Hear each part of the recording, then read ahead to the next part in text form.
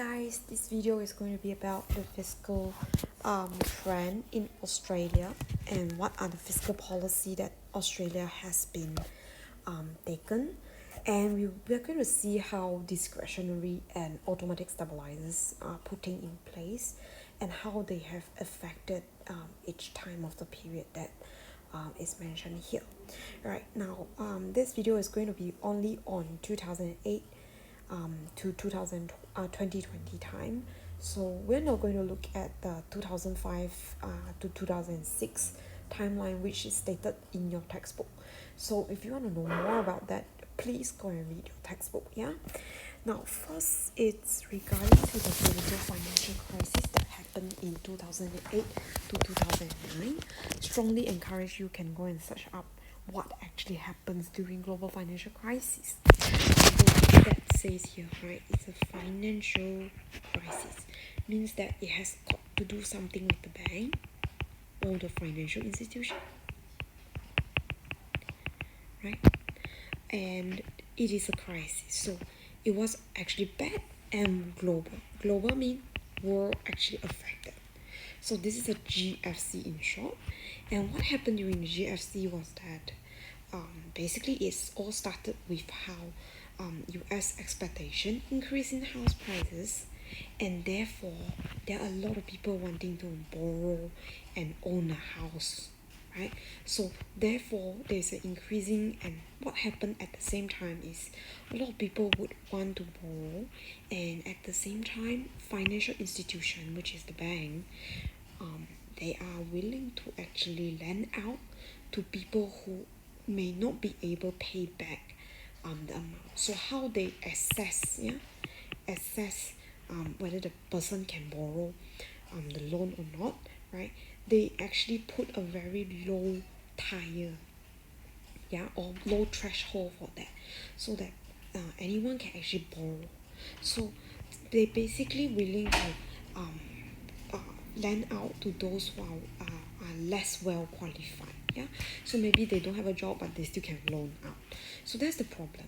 And package low and high risk mortgages to professional investors. So what happened is that there are a lot of different financial products valued on other financial products, which also value on other financial products. So there was such of like a dominoes effect there. That's not very important. But what happened is that because of this, there was a crisis, right?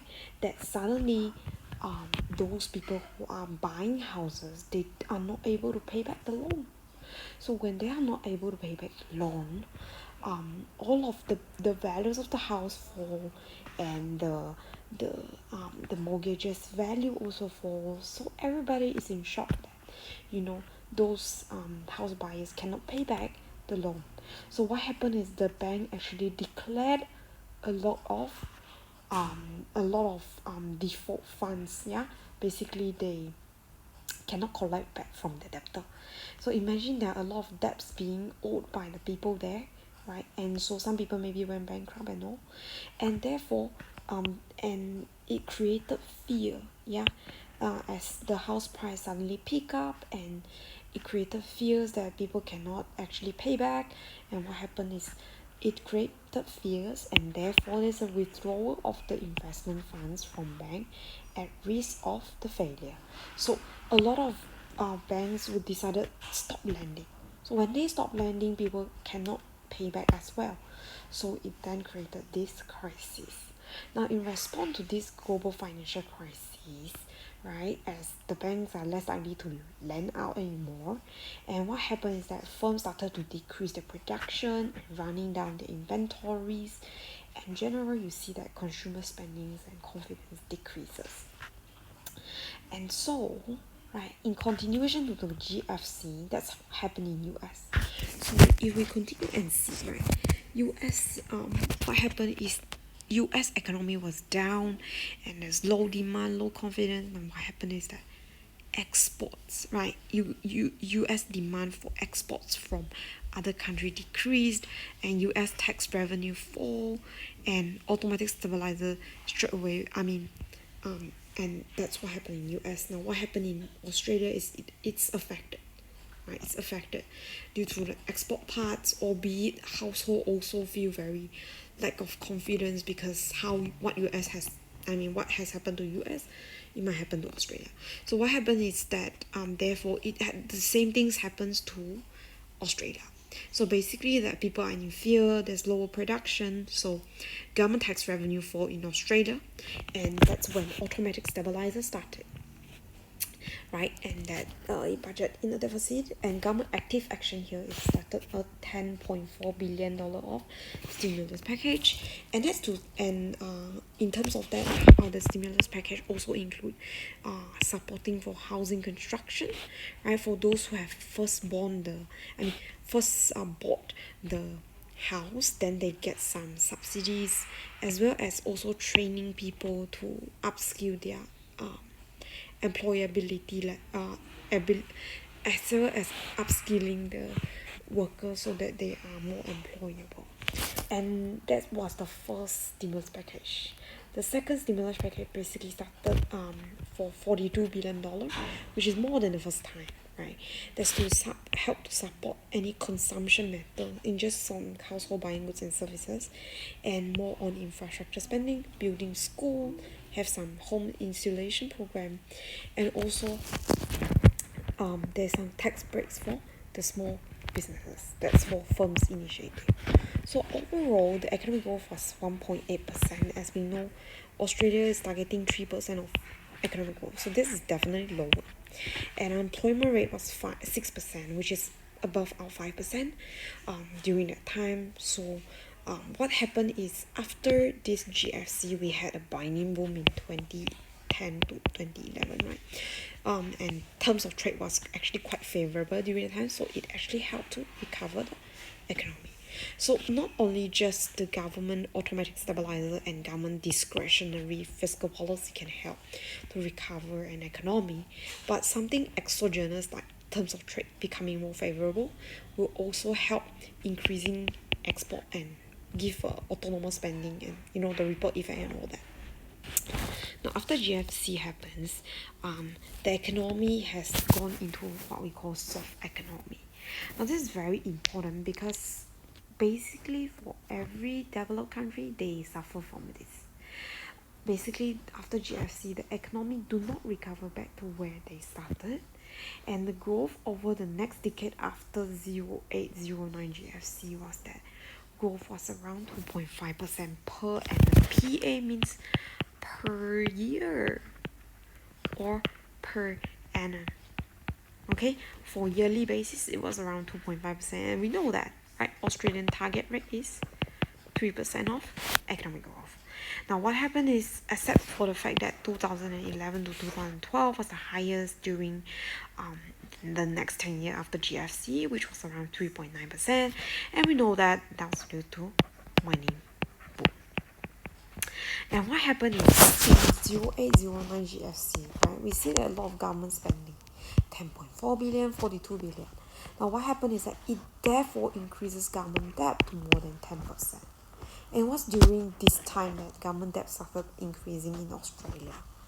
And what we can see in 2014, right, started from 2014, government tried to recover from that. So they started what they call a budget repair. Now, in short, basically to repair the budget by increasing tax revenue and decreasing the expenditure.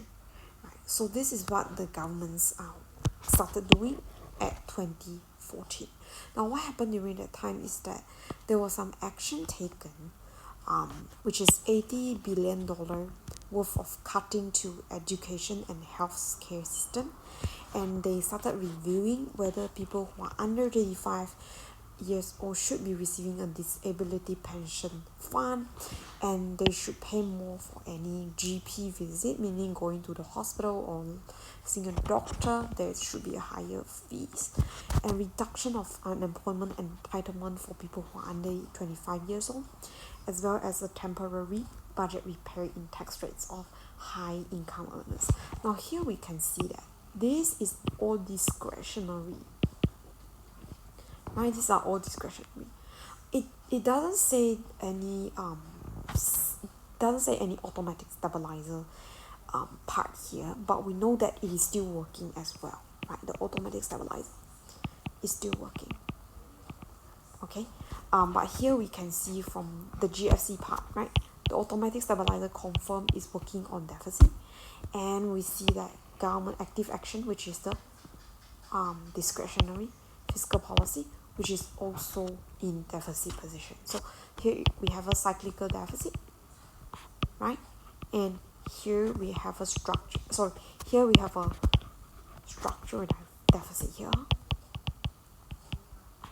Okay, deficit, and here we have a cyclical deficit. Right, and let's move on to 2020 when we are actually in COVID time. Now, for the past decade before GFC happens, before COVID happens, it has been quite slow and steady growth in Australia. But when 2020 responding to COVID-19 pandemic happens, it was bad, right? Now what happened is the months or few months before COVID-19 transmitted to Australia, there was a bushfire. And the bushfire basically decreases our SRS to the left hand side, which in another word, our real GDP actually decreased. Now what happened in March time when COVID-19 actually spread to Australia is that government started implementing what they call the stimulus package, right? And this stimulus package is trying to limit business closure and the loss of employment. Now these are the big two aim of the stimulus package. And what happened is that the budget during this time was quite uncertain because they cannot predict how bad COVID situation will paralyze Australian economy. So what they do is suppose any budget should come out in May, but what happened is not May, they only finalize the budget in October 2020. And here we can see what are the action that taken by the government during 2020 in the first half of the period when it all started. Now what happened is they have taken action, and mainly they separate into two. One is to support the business and the other one is to support household. For businesses, they started this JobKeeper program, which is very, very popular. You should be paying more attention to this program. Now, here is the time that it actually it's actively used, right? It's March 2020 to March 2021. So it started at March 2021 and ended in March 2021. Now, the purpose is to maintain employment. So they just want to maintain people to be in job. So they don't care whether you are part-time, you are casual, you are full-time. All they want to do is to just keep you in employment, even though it could mean that your wage decreased. But they just want to make sure that everybody still got some sort of like income. So this was the aim of JobKeeper program, and it's eligible for full-time, part-time and casual workers. There are a lot of terms and conditions here, right? But we don't really want to go in depth to know about that. All you need to know is we have this program, who are eligible, and how long it has taken, right? And this is a discretionary fiscal policy action, and the purpose is to maintain employment. And next is also instant asset claim allowance or accelerated depreciation option. Now what this means is basically, firms, businesses, every year they have to have income statement. They have to come up with income statement. And one thing that you can decrease the tax that you pay is by increasing your expenses. Okay, now how do you increase your expense? You can run depreciation with a higher amount. When you run depreciation expense by higher amount, you can reduce the profit that you pay. The profit that you earn on paper, and therefore you are going to be taxed on a lower profit. So you will be paying lesser tax in another word. Okay, so this is a good way that it can reduce the taxation paid by the business. Now, number 3 is cash-free payment based on wage and salary tax withheld. So it means that they are going to pay some cash, something like that, but this is not so popular. And 4th is a wage subsidies for apprentices. Basically, for those who are still in training, who are still working for internship, they get some wage subsidy from here. Now that's just to make sure that the whole economy is still supporting such a structural training program going on. And the next part is to support household. Now household basically is on transfer payments, on pensioners, that's the first one, $750 payment to the pensioners and the welfare recipients, as well as people can actually access earlier to the superannuation. I told you what superannuation, right?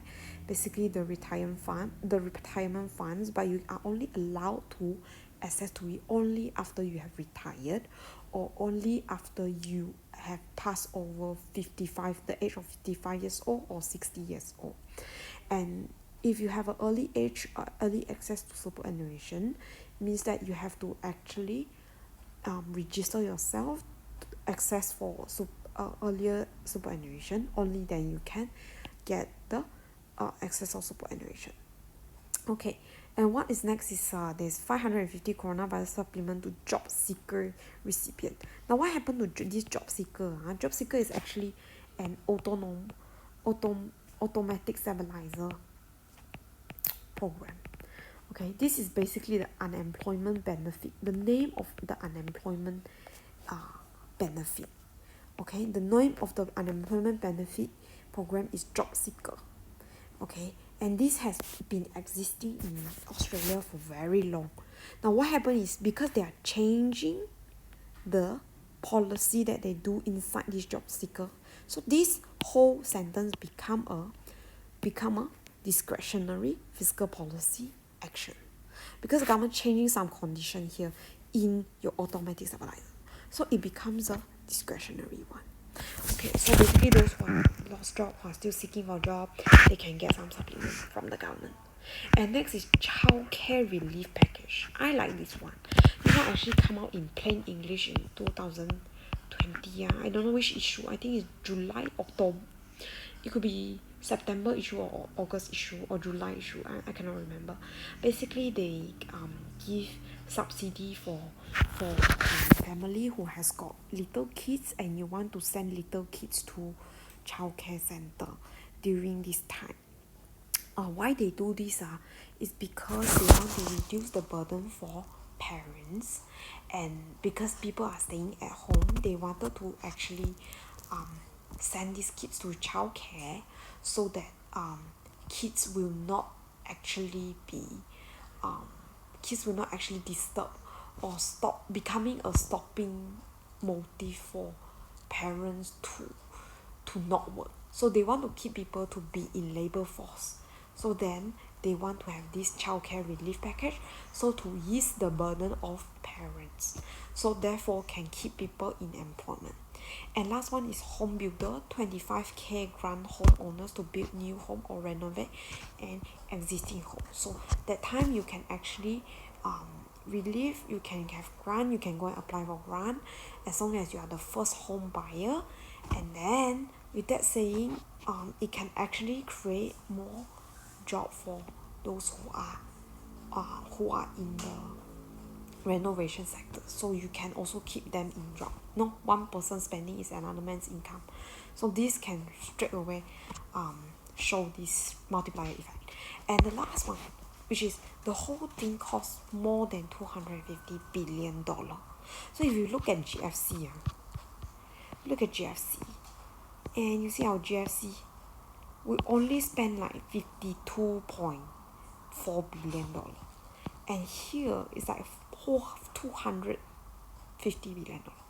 So this is actually a lot, right? COVID actually hit a lot, so bad. Okay, and anyhow, that was a budget mean estimation. Now after August 2020, government started to change their strategy to first support the business and support household. You can actually compare these two slides, where you can see the fact that in August 2020, support for businesses actually decreases. From, let's say, JobKeeper program, it was 1,500 per fortnight to become 2,200 per fortnight in September and slowly decreased to $1,000 in January 2021 and decided to end around March 2021. So this is what happened. So cause you know how Australia actually got better after August 2020. There are lesser cases, and my friends in there, they are not wearing any masks right during that time, so they're actually quite okay. So government decided that they should cut down their expenditure on JobKeeper program, and they still allow some businesses to claim losses over tax year 2020-2022 against the profit reported. Okay, and allowing business to fully claim purchases on capital equipment until 2022. And there's another thing called job maker hiring credit. Now this job maker is also started in this program here, so it's also a new program. And what happened is they only subsidize wage. Now when we are seeing this job maker means this aim is to increase employment. Okay, is to increase employment means you want more people to be in employed, you want to create more job, and they then give a subsidy. So this is different from JobKeeper, you try to keep people inside the job that you already gotten. Job maker is you try to encourage businesses to increase more job and more employment. Okay, and next is a plan for pay half the wages up to 100,000 new apprentice. Okay, so you can see the initiative here is a little bit different already. Okay, and but what we can see is later in August 2020, the spending actually still go on, but they are decreasing their initiative in expansionary term. And we can see household, the pensioner transfer has dropped to 250 payment, and also bring forward the planned reduction of personal income tax. So you still see an expansionary term, but what we see is there's a lesser deficit here, right? And also increase infrastructure spending increases. So when you do more spending on infrastructure, government is trying to create more government jobs, right? So that there are more construction workers, more those people who want to build road, right? Those people can actually work and get some money. Okay, so this government initiative in mostly focusing on job maintenance and really on employment. We can see very clearly their aim is really on keeping people in job and making more jobs. And so we can compare 2020-2021 budget with 2021 to 2022 budget, right?